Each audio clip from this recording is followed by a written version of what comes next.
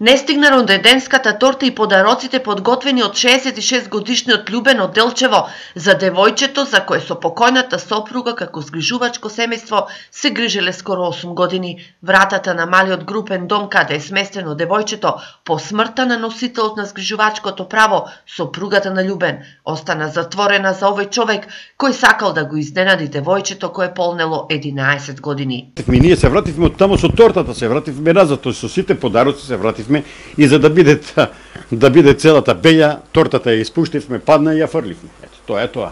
Ова е последната случка која ја прели чашата на трпението на семејството Арсови, кое 6 месеци водеше административна битка за да го задржи девојчето во нивниот дом. Сега тие сакаат само да ја посетуваат и да одржуваат контакти со неа. Јас поидувам од тоа, значи луѓе се врзуваат за некои предмети, за кучиња, за мачиња, па не дај Боже ќе умре кучето, па тие плачат и ред други работи.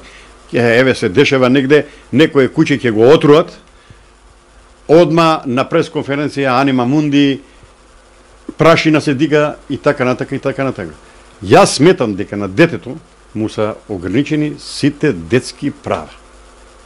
И затоа сакам да биде целокупната јавност запознаена. Целата голгота во борбата за малото девојче и однесувањето на социјалните работници, стариот Љубен го опишал во писмо кое ќе го испрати до детската амбасада, народниот правобранител, Хелсиншкиот комитет, но посебно се обраќа до Министерката за труд и социјала. Ја молам, таа е рака на целокупниот центар, таа е, значи, како да речеме, татко на сите тие центри. Значи, ја молам пред се прво како мајка, а второ како министер со цела купната моја почит, значи да сака да се заложи и да ми обезбеди преку нашиот центар да јас тоа дете можам барем еднаш или во месец и пол да го посетувам. Од Делчевскиот центар за социјални работи не сакаат да го коментираат случајот и обвинувањата на Арсови. Оттаму кратко одговорија дека тие го штитат интересот на детето и согласно со законот, со престанување на згрижувачкото право се прекинуваат и односите со семејството.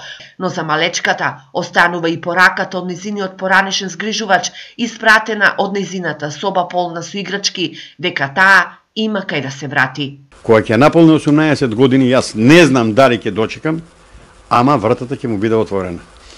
Поготово моите синови, кои и снаи, и поготово синот кој е во Германија и снаата, тие да можат да го земат, меѓутоа законски не може, тоа е така, тие да можат да го земат, ќе го посвојат и ќе го однесат, да можат да го згријат, ќе го земат и да го однесат, да му обезбедат иднина.